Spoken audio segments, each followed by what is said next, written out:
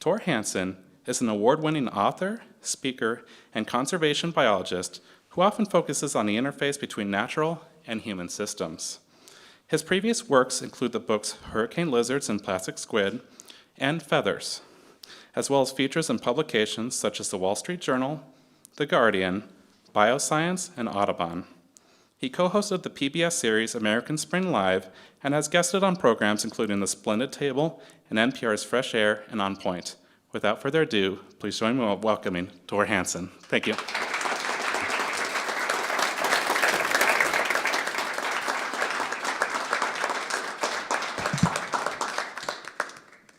We got to readjust this for the short guy. All right. Hey, thank you all very much for coming, and thank you to Town Hall for hosting this event tonight. And a big thank you for the bookseller who is here, Third Place Books. It is a pleasure to be in a room full of people who are as eager as I am to learn about the nature in your backyard. But I think first a little bit of housekeeping, and that is that I'm going to talk to you here for about 40 minutes of our time together and show you some pictures. And then at that point, we will switch over to the Q&A. So if you think of a question as things go along, don't forget it. Keep it in the back of your mind, and we'll have plenty of time for questions and a good discussion at the end. But to start things off, I think I really need to explain how I became so focused on the nature close to home, because after all, I have studied plants and animals all over the world. Everything from mountain gorillas to birds in the tropics to brown bears up in Alaska. So how did that geographic pendulum swing all the way back to the small geography of things like shrubberies and backyard trees and lawns and so forth? Well, the answer to that question is a thump. And it's a thump that we all dread hearing. It is the sound of a bird hitting the window. And I was working in the little shack in our yard that I use for an office when I heard it. And so I rushed outside, and there in the grass, sadly dead already, but still warm to the touch, was a lovely little hermit thrush. And I felt terrible, of course, that this creature had perished. But as I laid it to rest under a rose bush, I also felt a little bit embarrassed, because I had had no idea that there were hermit thrushes spending the winter in my yard just a few feet away from where I was sitting there writing about nature. And this is a bird that is famous in both of my lines of work. Now, biologists are fascinated by the way that hermit thrushes can sing two notes at the same time, and they do so in precise harmonic intervals that are very similar to the intervals in human music, like little minor chords that these birds are projecting out into the forest. And the result is a song that is so haunting and beautiful, it has become a powerful metaphor in literature. It's been used by hundreds of poets and authors over the years. T.S. Eliot used a hermit thrush in The Wasteland.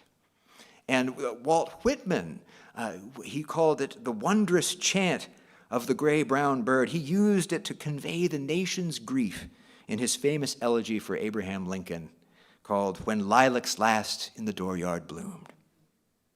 So as a biologist and a writer, failing to notice a species so famous in both of my chosen trades begged an obvious question. What else was I overlooking in my own backyard? Now, finding answers to that question led directly to this book. I climbed trees. I dug holes. I crawled on my hands and knees. I sat still inside a pile of sticks for hours at a time, listening and watching. And I saw an incredible array of species doing things that I had never imagined, from yellow jackets sipping honeydew up in the treetops to an innocent robin brutally attacking a Pacific tree frog. Now, you might say, well, sure, Hanson, sure, yeah, you have wildlife in your yard. You live on a rural island, on a rural road, in a rural backwater of the Pacific Northwest. Well, fair enough. But I submit to you that there are biological mysteries everywhere, even in the most urbanized landscapes on the face of the planet. And to underline that point, here is a story straight from chapter 3 of the book, which begins with an epigraph from Tolkien. There is nothing like looking if you want to find something. It all started with a wager at a lunch party. I had been bragging, perhaps unwisely, that I could find a new species anywhere, Brian Brown told me over a Zoom call. His dark hair and boyish face belied more than 30 years employed at the Natural History Museum of Los Angeles, where he currently serves as curator of insects. He made that fateful new species boast at a donor luncheon, and one of the museum's trustees immediately took up the challenge. If Brown could find a new species of insect in her backyard, she told him, she would host a grand dinner party fundraiser in celebration. To add a bit of pressure, she went ahead and scheduled the party. I didn't manage to get the trap set up until 3 weeks before the dinner, Brown recalled, but any angst that he felt about the situation disappeared as soon as he brought the first batch of samples back to his lab. With a practiced eye, he began sorting out the small, dark flies in the family Phoridae, his special day. The very first one I looked at didn't key out to anything, he said, referring to the technical manuals or keys used in taxonomy to tell one species from another. Now, to someone of Brown's experience and expertise, that could only mean one thing. It was unknown, he said, still visibly excited years after the fact. The second fly he examined had a, quote, weird leg, and turned out to be the first North American record of a species known only from Europe. Then he found one from a genus never before recorded west of the Rocky Mountains. I didn't have to even finish looking through the sample, he went on. I already had enough for the party. More than that, he had confirmation that backyards in cities were worthy of exploration, and that gave him the beginnings of an ambitious new research program. The BioScan project is unique, Brown explained, ticking off the features of an effort now in its 11th season. Where most biodiversity surveys explore rural places and wildlands, BioScan is focused on greater Los Angeles. And where most surveys inventory a wide range of life forms, Brown's group decided to go narrow and deep, studying specific insects like phorid flies and bees. They've sampled from the urban core to the edge of the city, and from the coast inland to the desert, and they have consistently avoided designated natural areas, targeting instead the sorts of places usually overlooked by biologists: backyards, gardens, and small neighborhood parks. The results have been no less remarkable than those first few flies from the trap in his trustee's yard. There's no end to it, Brown exclaimed. Every time we sample in a new area, we get new species. For phorid flies alone, the team has discovered 50 species new to science and expanded the known ranges of scores of others, and they still have thousands of specimens left to examine. To Brian Brown, the success of BioScan's backyard strategy is gratifying, but not surprising. He finds similar untapped diversity wherever he looks for flies. Phorids are his forte, but the entire fly order remains poorly known. Over 160,000 species have already been described, but there are perhaps 10 times that number waiting to be discovered. Or maybe more. Nobody knows for sure. As Brown put it, the magnitude of the richness and of our ignorance is beyond what we're used to thinking about. Now, I love Brian's story because it shows that every backyard contains mysteries worthy of attention. And it also shows the power of collaborations between scientists and anyone with an interest in nature. Because all of those discoveries were made in partnership with the people living in those neighborhoods: homeowners, school kids, gardeners, and other residents. The traps were so popular, Brian told me, people lobbied to have them, and sometimes even cried when the sampling in their yard came to an end. Of course, this enthusiasm occasionally led to problems, He said there was data from one yard that went absolutely haywire, and they couldn't figure out what was going on until the little girl who lived there proudly announced to her parents that she had been helping the scientists by catching her own bugs and stuffing big handfuls of them into the trap. That theme of scientists and citizens working together on backyard studies occurred again and again in my research for this project. And it makes sense, right? Let's face it, there is a lot of data in the world and only so many scientists. But with the advent of online tools and cell phones, or just a plain old jar with a lid, people's backyard specimens and observations are being used to answer all sorts of important and intriguing questions on everything from climate change to pollination, invasive species, amphibian populations, even the discovery of new drugs. The fungi found in a single soil sample, a couple of teaspoons worth, from one backyard in Alaska, submitted to a project at the University of Oklahoma, has already yielded a promising breast cancer drug, as well as a compound that eliminates odors in an instant. Not surprisingly, that compound was immediately licensed by the pet industry for use in kitty litter. Among these many research efforts, there are some that are asking even deeper questions. Not just what species are living in backyard habitats, but what are those creatures doing out there? And this next story comes from the suburbs of Sydney, Australia, where behavioral ecologist Barbara Klump began advertising on the radio in 2018, asking people throughout the metro area the same question. Had they ever seen a parrot opening the lid on their garbage can? We were interested also to know if they hadn't seen it, Klump clarified when I reached her on a video call. It was crucial that we could also say where the behavior doesn't occur. By including that key detail in her protocol and by racking up reports from more than 1,300 participants in 478 different suburbs, Klump was able to pinpoint 3 neighborhoods where the bin opening technique had been mastered. It helped that the behavior was so distinctive, anyone would notice a parrot strewing garbage around their yard. But it also helped that the bird was so distinctive. Oh, hey, we've got the words up there. That's fabulous. Among Australia's 47 parrot species, only one is large and snowy white, with a comical plume of yellow feathers flopping around on its head. Sulfur-crested cockatoos are really ideal for this kind of study, Klump told me. Intelligent and highly social, the birds live in what she called a fission-fusion system, dispersing in small flocks to forage during the day, the fission, and then gathering together again in large communal roosts to spend the night, the fusion. The foraging parties change constantly, giving them lots of opportunities to learn behaviors, she explained. And that learning process lay at the heart of Klump's research interests.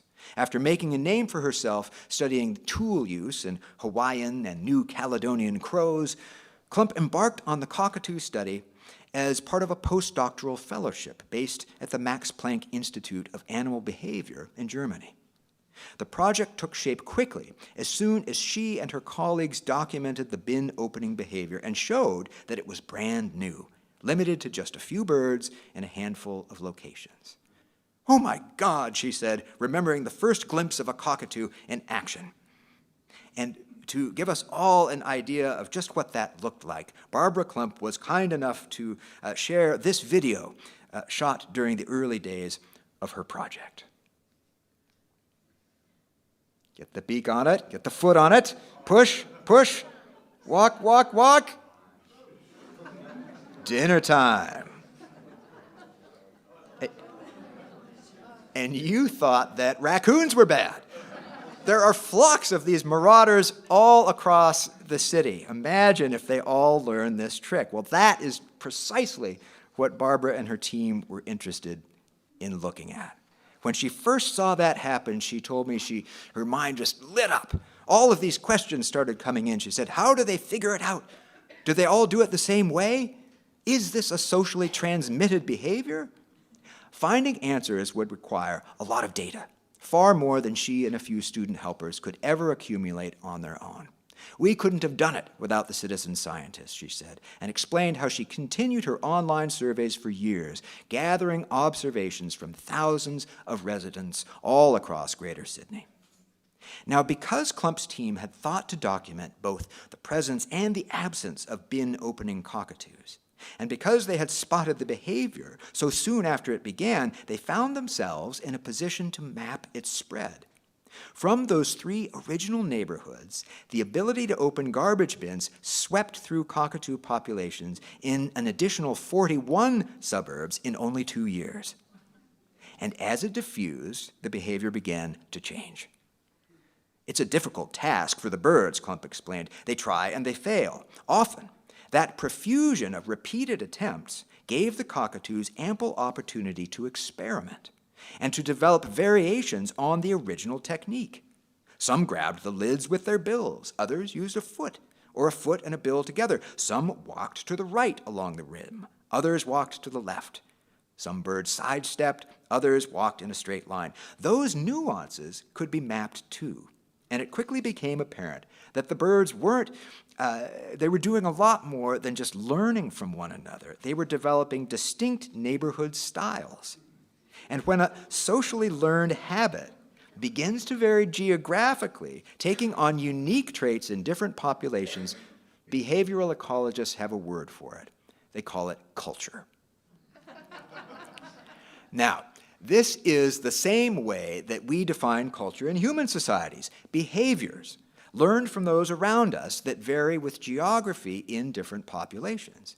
It's why Italian cuisine is different from the food found in Mexico, which both stand in stark contrast to the pickled herring and lutefisk enjoyed by Norwegians. At least that's what I was told as a child. I had to eat my lutefisk because it was part of my culture. Now, to be clear, finding evidence for culture in wild animals is extremely rare. You have chimpanzees passing down different techniques for tool use. You have certain whale and dolphin populations that have distinctive feeding behaviors. There are some crow habits that tend to vary geographically, and that's about it. So Klump's work was highly significant. A headline discovery made not out in the wilderness, but in people's driveways and backyards. And it continues to bear fruit. Her team is now studying how people react to the cockatoos. Because nobody wants their garbage strewn all over the place, so they might put out a rubber snake in an attempt to scare the birds off, or weigh down the lids of their garbage bins with bricks. And those behaviors also vary geographically because people copy what their neighbors are doing. And then the cockatoos learn to overcome those defenses. It has turned into what Klump calls an innovation arms race. And that really is another important aspect of the nature close to home. What we see in our yards and neighborhoods can affect our own behavior, and in a lot more ways than putting snakes on trash cans. When that poor hermit thrush hit my office window, I immediately went out and bought a roll of the translucent bird tape that you can buy, and I put it up on the window, and I haven't had a bird strike since. Which led to another running theme for this book. Not just what's out there in the yard, not just what it's doing, but what we can do to help it. Simple things that can improve habitat and measurably increase the biodiversity of virtually any patch of ground.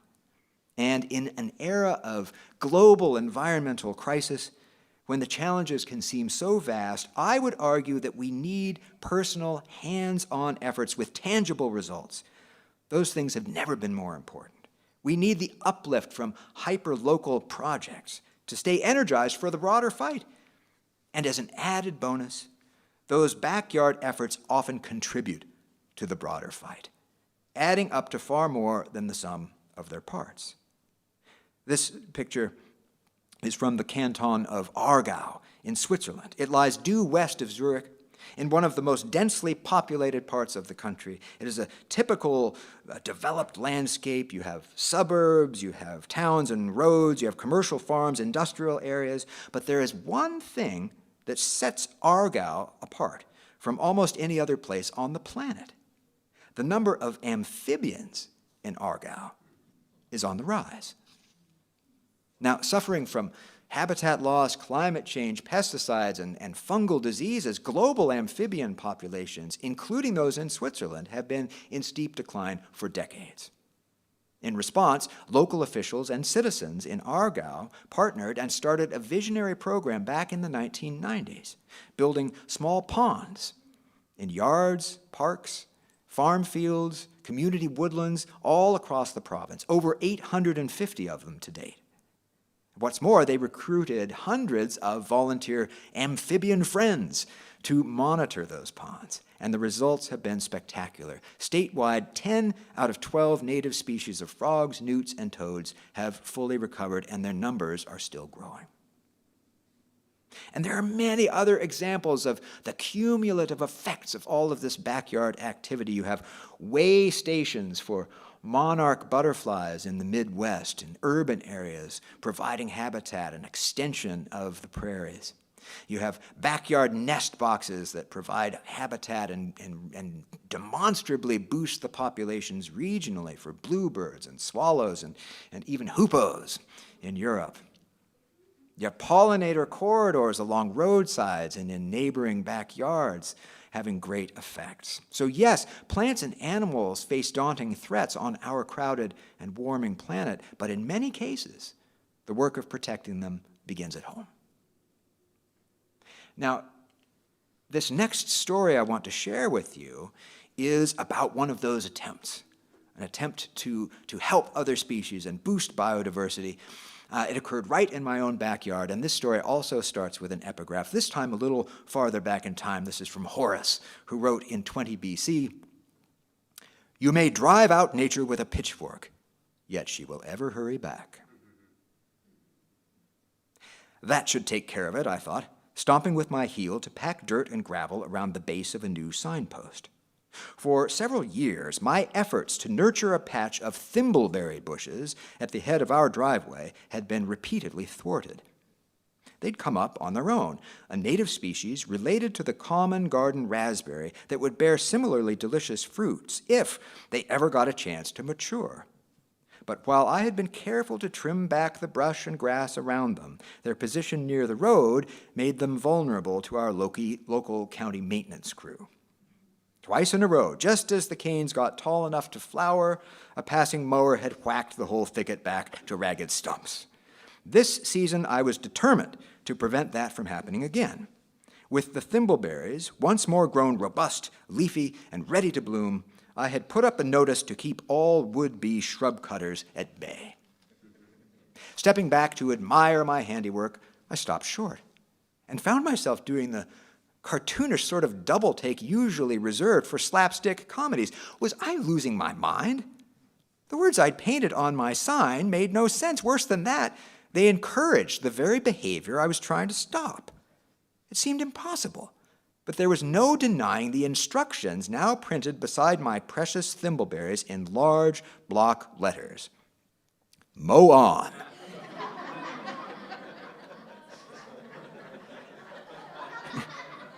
Now, if you turn those letters upside down and read that again, you will realize my mistake. And ever since then, I've been trying to figure another phrase like that, because it would be a perfect thing for the Sunday Puzzler on NPR. So if you think of one, let me know. But I'm happy to report that once I had the sign properly oriented, it served its purpose admirably, and our thimbleberry patch has been thriving ever since. In springtime, we always enjoy its flush of broad green leaves and the pale white flowers, followed in early summer by a tasty harvest of the small crimson fruits. Now, those rewards were an ample return on investment, but to be honest, I considered them something of a side issue. It wasn't until I spotted a woody burl gnarling one of the canes, that my true goal was realized, and I knew that in one fell swoop I had increased the biodiversity of our backyard by as many as 14 species. Now, in botany, the word gall refers to any lump, swelling, or other abnormal plant growth that is spurred by the activities of another organism. Usually that means an insect. Gall comes from the Latin word galla, or oak apple, a direct reference to the large spherical knobs that often form on the leaves and twigs of oak trees. These and other galls were gathered throughout the ancient world for use in dyeing fabric, making ink, tanning leather. Many also had medicinal value, mentioned by the likes of Hippocrates and Pliny the Elder as treatments for everything from hangnails to toothaches, not to mention bleeding gums, ear infections, even dysentery. Galls were certainly readily available for purchase in the shops of Herculaneum, just down the road from Pompeii, where a vessel containing over 2,800 oak galls was entombed and preserved perfectly by the eruption of Mount Vesuvius. During the Middle Ages, fortune hunters added augury to the checklist of handy uses for galls. Opening one and finding a maggot inside signaled a coming famine, for instance. If the gall contained a spider, pestilence was in the offing. The author Beatrix Potter, to her, galls from rose briars were known as Robin's pincushions, a popular plaything for the title character in her story, The Tale of Squirrel Nutkin. So all of these examples demonstrate that people had learned to recognize and find uses for plant galls long before they understood how or why they formed. That knowledge came much later, much of it from a single person, a scientist who was perhaps known for his work in a rather different field of study. To most people, the name Alfred Kinsey brings to mind a pair of groundbreaking and controversial books on human sexuality. With the 1948 publication of Sexual Behavior in the Human Male, followed by a companion volume on female behavior 5 years later, Kinsey firmly established himself as one of the most famous and infamous scientists of the 20th century. To entomologists, on the other hand, the Kinsey Reports were an unfortunate diversion from an otherwise illustrious career. Before turning to sex research, Kinsey devoted decades of his life to the study of gall wasps, the tiny insects responsible for deforming my thimbleberry canes. It's hard to overstate the scale of his contribution. While the 8,000 interviews he personally conducted about sexuality may sound impressive, that's nothing. That's nothing compared to the attention that he showered upon wasps. From the time he encountered his first gall on a field trip while studying at Harvard University in 1917 to the end of his last collecting expedition in 1939, Kinsey and his student helpers gathered and processed over 7.5 million specimens. Kinsey's wasps now reside at the American Museum of Natural History in New York, where they make up a staggering 40% of the entire insect collection. The numbers alone are impressive, but Kinsey and his team also studied biology, and they studied the behavior of the wasps. They reared hundreds of different species in captivity and opened a window into the fascinating struggle for reproductive dominance taking place inside each and every gall, sometimes including as many as 14 species. Now, some of the wasps produce an enzyme that tricks the plants into making the tasty gall tissue that their larvae feed on. Other wasps are freeloaders, or parasites of the gall makers. There are even parasites of the parasites. Some wasps mate right there on the surface of the gall, some mate on nearby flowers, and some don't mate at all, cloning themselves in alternate generations. After decades of studying such bizarre reproductive strategies, it's no wonder that Kinsey became a sex researcher. In fact, he may well have found human mating habits rather dull stuff by comparison. Now, there is an example of how you never know where your interest in backyard biology is going to take you. The stories of even the most inconspicuous backyard species are often surprising. Now, before we move on to the question and answer portion of our time together, there is a very fundamental question that I want to address right up front. Who cares? Who cares if there are 14 species of gall wasps in your yard or none at all? What's the point? Why is biodiversity important? Close to home or anyplace else? Now, if you love nature, that question might seem gratuitous, but I think it's vital, particularly in our increasingly indoor, technology and media-focused world where other species are often treated as an afterthought. So why is biodiversity important? Well, there are many answers to that question, but the main themes are captured perfectly by the life experiences of three very familiar characters: Spider-Man, Scrooge McDuck, and Mickey Mouse. Now, in Spider-Man, young Peter Parker, bitten by a radioactive spider, must determine how to use his strange new abilities. That internal struggle anchors the theme of the series. It goes like this: with great power comes great responsibility. That's a pretty good ethical standard for a superhero, but it has real meaning in the world. How better to describe the quandary of life on a human-dominated planet? Never before have the actions of a single species determined the fates of so many others. An imbalance that, by Spider-Man's way of thinking, comes with unavoidable obligations.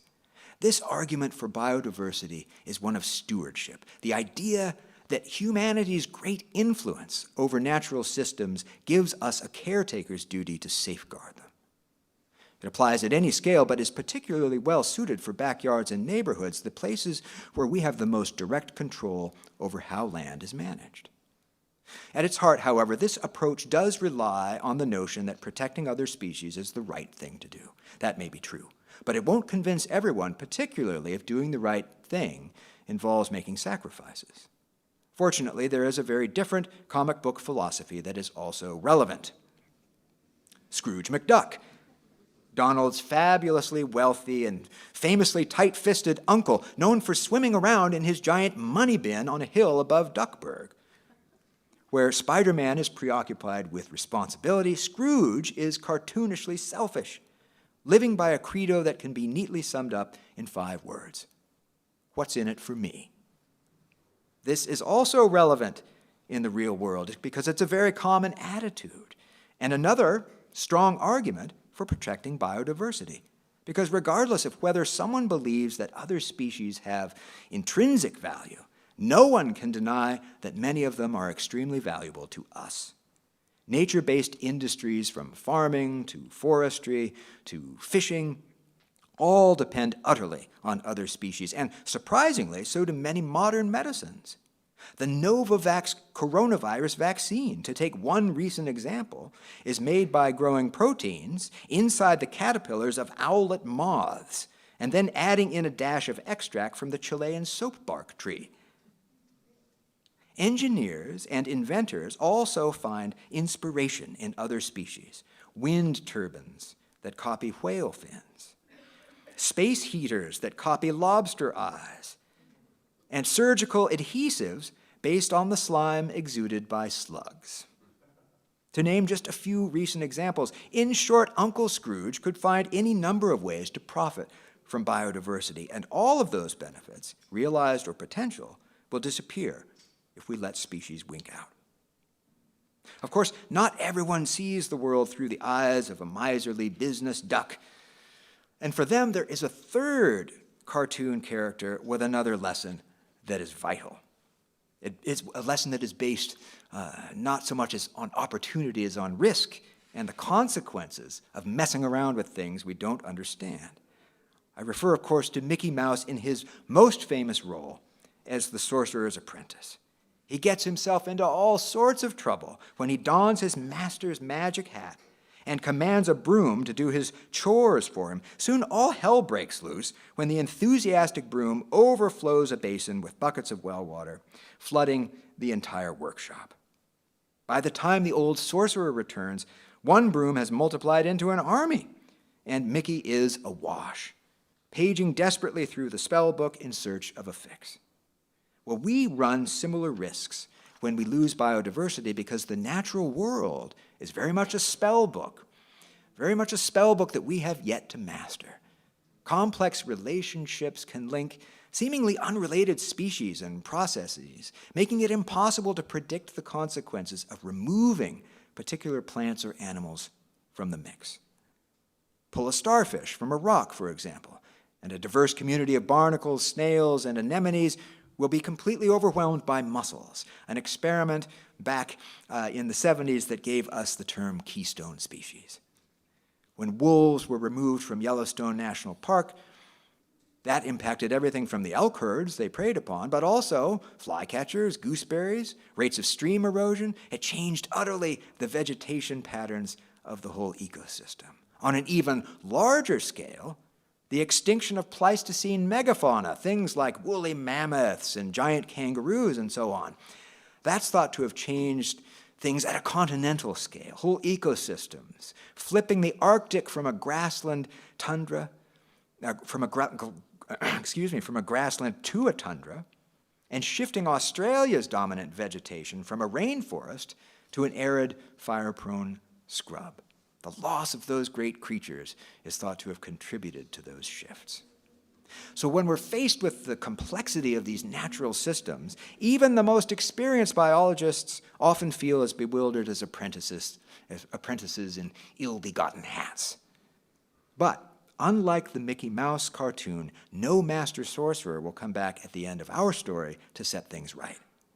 When we allow other species to disappear, we simply have to live with the consequences.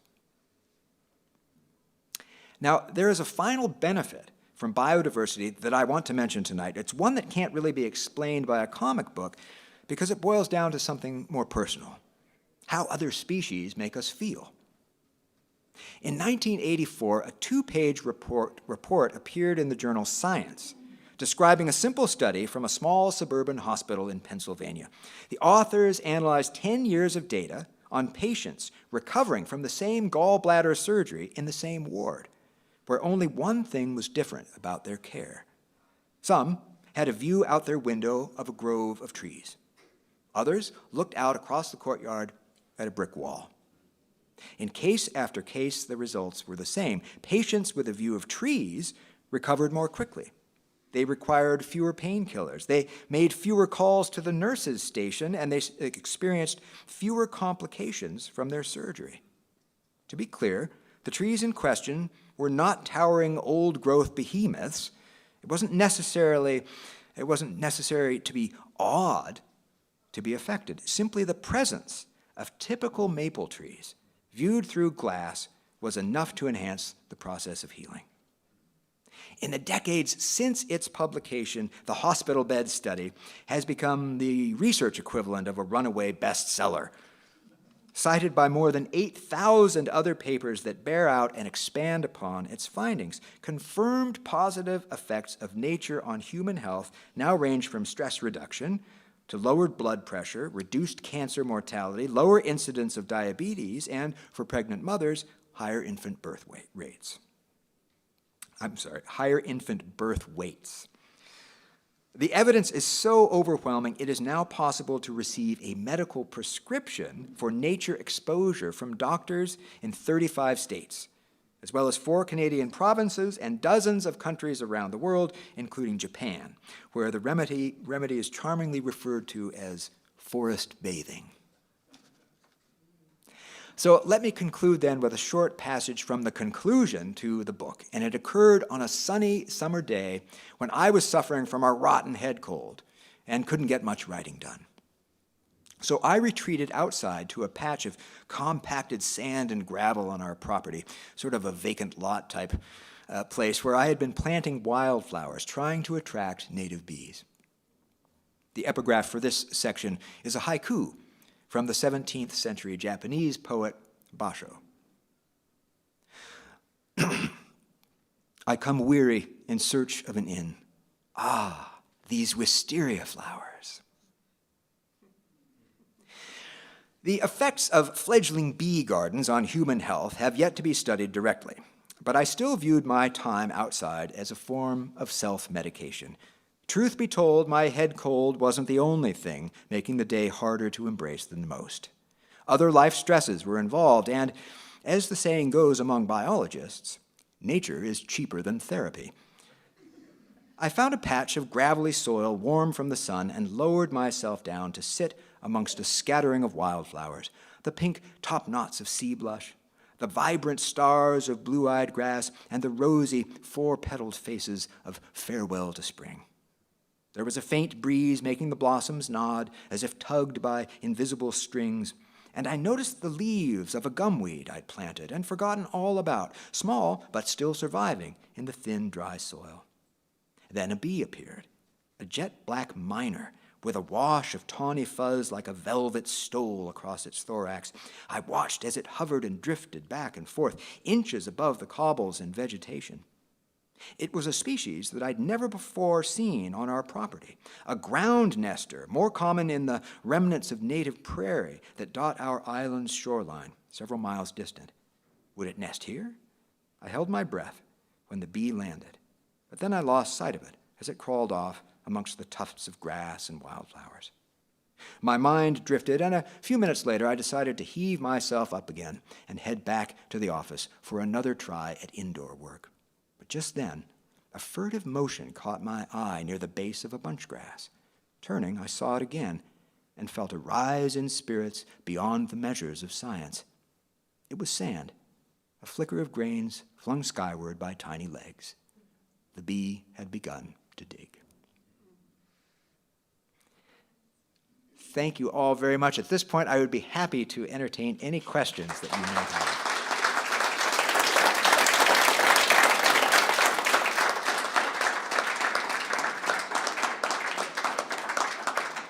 And I believe the protocol tonight is we have a microphone up here, and people can come and stand and project into the microphone, because we are being filmed tonight by C-SPAN, that's going to broadcast our evening here together on their Book TV program.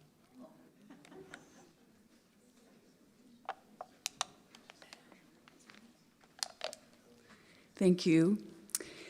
I would like to hear what you'd say to someone who wants to control their backyard and doesn't want mosquitoes or thistles or rats.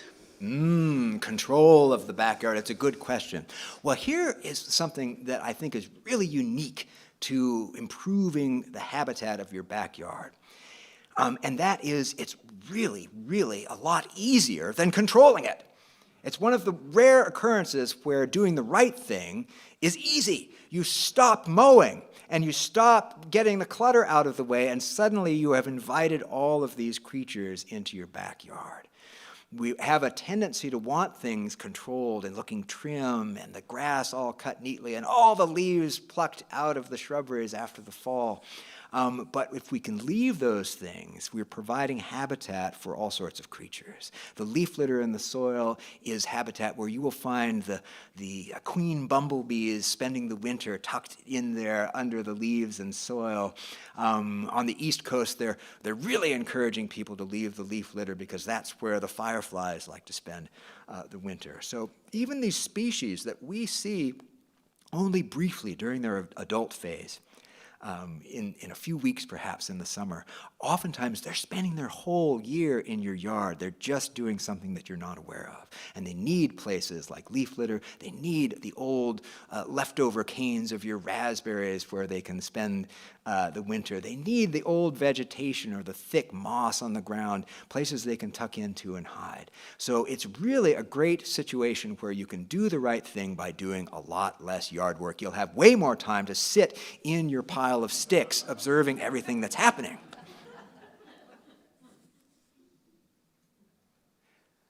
Other questions tonight? Oh, I see a few people coming forward.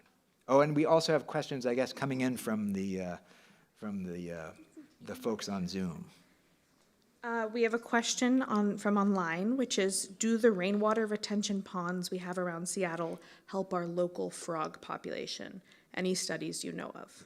That's a good question. So the ponds that are built specifically for things like drinking water tend not to, because they don't have the vegetation in there. But if you have just a rainwater retention pond with a lot of stuff growing up in it, the answer is yes. You will find, if the water remains there long enough, you will find amphibians using it. I was yesterday giving a talk up in Bellingham, and there's a park there on the edge of town called Lake Padden. So I had just enough time before my talk to walk around Lake Padden on this nice path, and of course I left the path and was experiencing what is really one of the great challenges for biologists, and that is to stay clean long enough to give a lecture. Because it was right before my lecture, and I found myself, I was out on this log in the middle of this swamp, leaning out farther so I could get a good view of these salamander eggs, and it started to slip, and I thought, I don't have a change of clothes here. So at any rate, but it was a good example of how a very simple-looking wet place was full of life. Now, that wasn't a rainwater pond per se, but it was just a bit of water that had backed up next to this built-up trail complex there. So any place you back up water long enough and let natural vegetation take hold, there are creatures that are going to find it because they're looking all the time. There was a woman that I interviewed for the book. I visited her and her husband. They have sort of transformed their backyard in a town in Massachusetts into an oasis for all sorts of things. But she used a wonderful phrase. She said, these little insects and other things, they're like aerial plankton drifting around up there.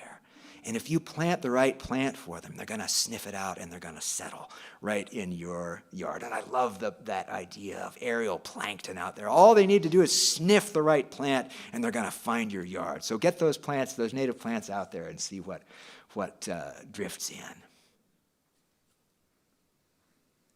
Thor, I was wondering if you could speak to the ethics of backyard feeders, what your thoughts are on about that. The ethics of backyard feeders. So there are a lot of studies that show that for the most part, backyard bird feeders are used by birds as a supplement to their diet.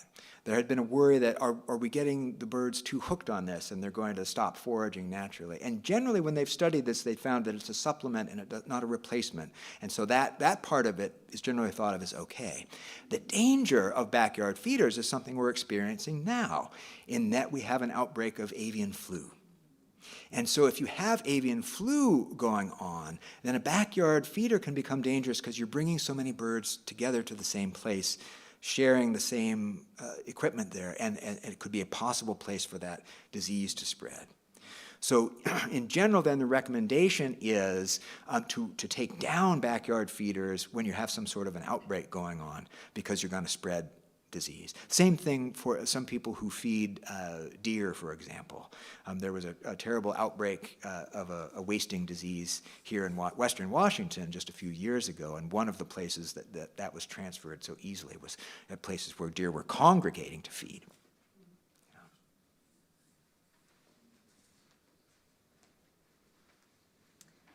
And we have had some problems with feeding of animals over in Bellevue, where some coyotes have been killed this week.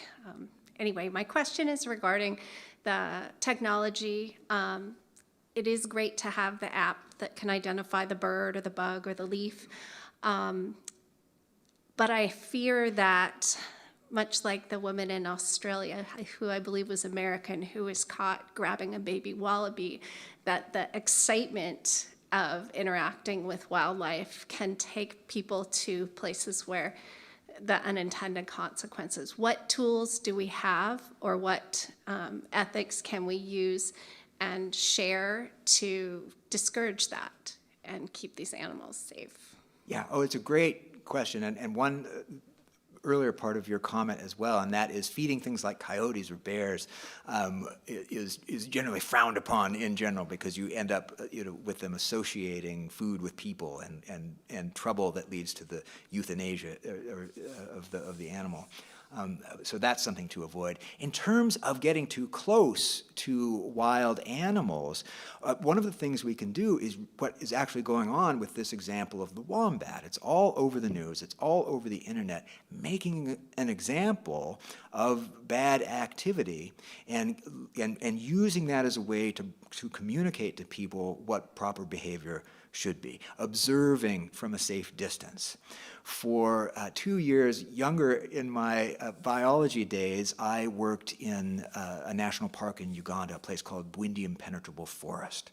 And I arrived just when the park was brand new, and the idea was we were habituating mountain gorillas to begin a tourism program that would generate income to provide an economic incentive for preserving that forest and its gorillas, in that it was a place with great population growth and a lot of pressure on the woods to cut the place down and make more room to farm. But one of the great risks in doing so was the possibility of introducing human diseases to the gorillas. And so we took steps at that time to limit the distance and to not get too close, not spend more than an hour, never take in people who were sick. In the years since, they've added masking protocols, to try to prevent that sort of disease transmission. So there are all sorts of practices that we can put in place to try to limit the risks to wild animals. But it's a balancing act, because we don't want everyone to only experience nature through a screen. At the same time, you want nature to be healthy and to thrive. So we want people outside, and it's, in fact, one of the things I hope from people reading this book. Don't tell my editor, but I want people to put the book down. And don't take my word for it. Get outside and see for yourselves, of course. But we also have to, as a community, learn to set these boundaries. And so when you have examples like that in the news, even though that example seems horrifying, and you look at it and you think, my God, what is she thinking? It's actually an opportunity to teach everyone the proper way to behave. We have another online question, which is, what are your thoughts about rats? I have all sorts of thoughts about rats. I have all sorts of thoughts about rats. So, we end up in any setting as managers at this stage. And this really applies to your backyard, doesn't it? We're talking about all these things you might do, from feeding birds or not, to raking the leaves or not. We are managers of these little pieces of nature. So there are lots of things we can do to boost biodiversity. But inevitably, there may be biodiversity that becomes problematic. Right? And it's certainly true with some of the non-native species that are well established in our human-dominated habitats, and that includes the black rat and the Norway rat. And they can be pests. They can be pests and attacking. Look it up. There is a paper. It was published about 6 or 8 years ago in the observation here in Western Washington of a Norway rat attacking and killing a native chipmunk. So it's not just that they eat the bird feed and get into other things. They actually are a real pest for native species. When they are out in the breeding colonies of seabirds, they decimate those populations because there's nothing. The birds have no defense. There's no native species that they learned to resist. So the rats do terrible damage to seabirds. So you do have to manage these natural areas from the standpoint, typically, of trying to promote native biodiversity. And sometimes that includes eliminating some of the non-native species that may be pesky or worse. And that includes, in many situations, the rats.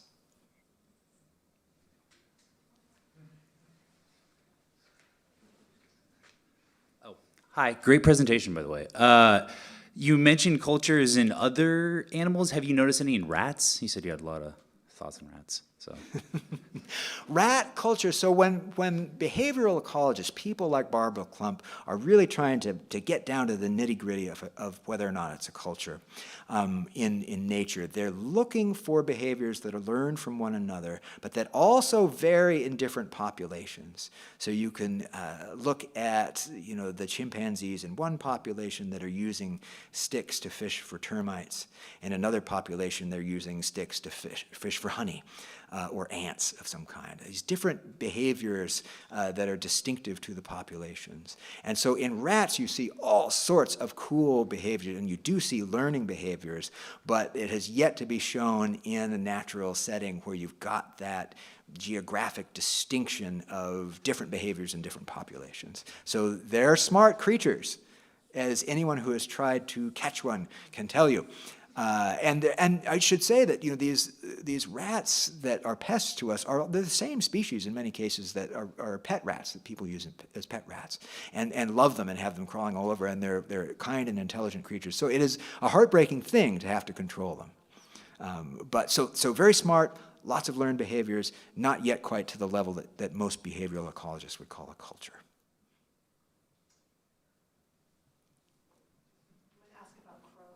Oh, good. We have a crow question coming. I've always been a fan of crows. I recognize how smart they are. But lately, we live on the east side of Seattle. I've never seen anything like, and it's fun to observe, the crow population has dramatically increased from what we can see. Around 4 o'clock in the afternoon, if you stand out on Lake Washington, you can see them coming. Honestly, maybe they don't like Seattle. It could be a possibility. But they come in huge mass. And a couple years ago, I went over to the University of Washington where there was supposed to be a nightmare of crows every night. But now it's dramatically increased. And I'm wondering what's causing that behavior. And I've gone online and read about different communities where they have. But I am really kind of astonished about how many crows. It impacts me a little bit in my own backyard because I have barred owls. And the crows and the owls don't get along. And lately, if the fly path is over my house, instead of 6 or 7 crows harassing the owl, I'll have 100 crows. So I'm not really happy with them. I admire them, but any observation on crows, or if you've seen this phenomenon? It's an amazing thing to witness, but you can go to, is it Magnuson Park, on the lake here on this side, at dusk in the wintertime, and you'll see them. All the Seattle crows head east. They're coming your way, Fickle. They head east. They all head out. They don't want to spend the night here. The crows have, in many populations, a behavior of we remember in the example of those parrots that are a fission fusion sort of society. Crows are operating the same way in this environment. They spread out into foraging groups during the daytime. And then they fuse back together into big roosting accumulations that can number in the thousands, even the tens of thousands. There are even examples of where the numbers go higher. Sometimes those winter flocks of crows are absolutely incredible in number. And that is happening and has been building right here in the Seattle area with this sort of east-west, and probably from other areas too. There are these great concentrations of winter roosting crows. So it's a lot of the juveniles, but also there are adult crows. And one of the things that goes on in terms of learning is the crows disperse in different groups, like those parrots. And they learn new behaviors, they learn new foraging areas, they learn where the barred owls are roosting, all the good stuff they learn on their little foraging trips, and they know where to go the next time. So it's an interesting social and ecological phenomenon. The good news for you is that you've only got another 3-4 weeks to worry about it, and they're going to disperse into breeding pairs for the springtime and into the summer. And you're only probably going to have those big groups forming up again, sort of back to school time is when that tends to happen. Yes, it's a winter roosting phenomenon, and you see it a lot of places. And this I don't know for sure. Oftentimes it is observed in cities, and I don't know if that's because more people are looking or if it's something that the crows are seeking out in an urban environment. Cities tend to be, there's something called the urban heat island effect, so it might be a warmer place to spend the night, so you have crows looking for that. You see it in other places too with other species. In the great city of Rome, for example, they have the city employs teams of people with noisemakers and nets and fireworks to go and scare the starlings that mass in numbers, in great numbers there in the wintertime. Again, same idea. They come back to mass at night, and there's so many of them in these flocks that they besmirch the ancient buildings with their droppings. And so they're out there constantly firing guns to try to get the starlings to move off to, to a neighborhood or something, probably. So anyway, it's a behavior we see in a number of species, and there is a great accumulation of them currently right here in Seattle. So a fabulous thing to observe, but I'm sure quite frustrating when they're mobbing the owl in your yard and you're trying to get some sleep. Other questions? I think we can have this last online question be the end of the night, if that's okay, which is, do you use or support iNaturalist? iNaturalist. Oh, I'm glad you asked. So I talked with Scott Lowry, who was one of the founders and leaders of the iNaturalist platform. And I think it's a fascinating platform. And the origin story is really cool. It was a graduate school project by Ken, I can't remember his last name, but he and some people started it, and he had just moved to the Bay Area, and he wanted to find out, he was really interested in natural history, he wanted to know what all this stuff was, so he created with some friends this platform where you could post pictures, and people who knew would identify them, and it started to grow. And then he met Scott at some graduate student thing, and Scott had been over at Stanford, where he had just published this really great paper that was predicting how species were going to move in terms of climate change.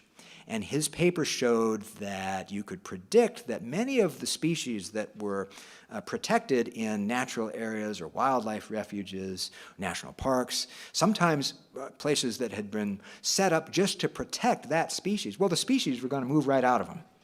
They were going to leave because they were looking for the temperatures and the other conditions that they're used to. And as things warm, those places are moving on the map. So the species are going to move. And it was a really great paper. And people started asking, well, what's happening? What's happening now? Where are the species going? And he said, I have no idea. It's just a computer model. I don't have any data. We don't know where the species are.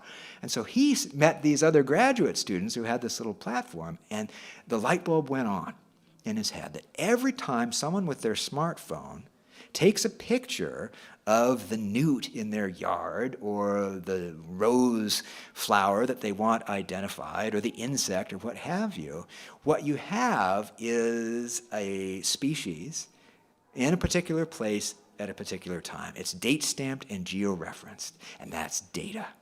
And so they began to expand this platform so that now when people take these pictures, you're generating massive amounts of data on where things are.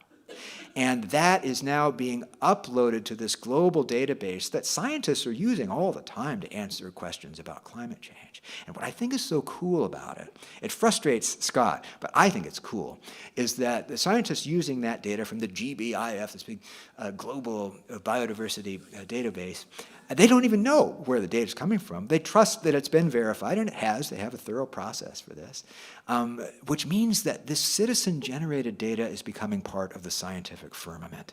And I think that's really exciting. So in answer to your question, I think iNaturalist is super, super cool. I don't use it personally because I'm really, really crummy with cell phones. And I don't think any of the data I generated would be, what I would have is a picture of all the things that were just there and are no longer there. And so I don't think that's the data they're looking for. But I do think it has all kinds of potential to answer those sorts of questions. And it has even led to the discovery of new species. Because people are looking through that data and they try to identify it, and experts, some world experts really do. I know people who spend a lot of hours on there helping. A jellyfish expert I know has been on there. I know a bee guy who's on there all the time, really providing very accurate IDs, improving this data. And sometimes they see stuff they don't know. And the jellyfish expert has identified new species based on iNaturalist pictures.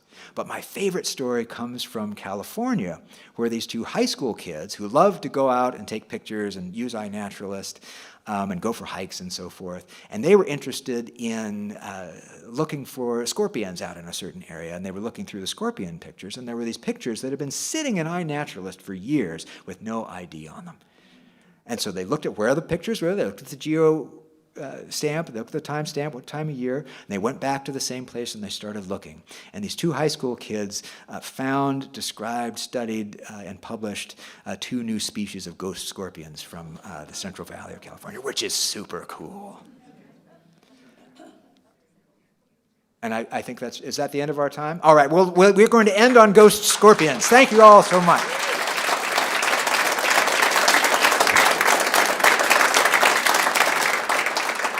I'm going to hang out and sign books if anyone wants a book and answer questions individually over on the side here. But thank you again for your attention.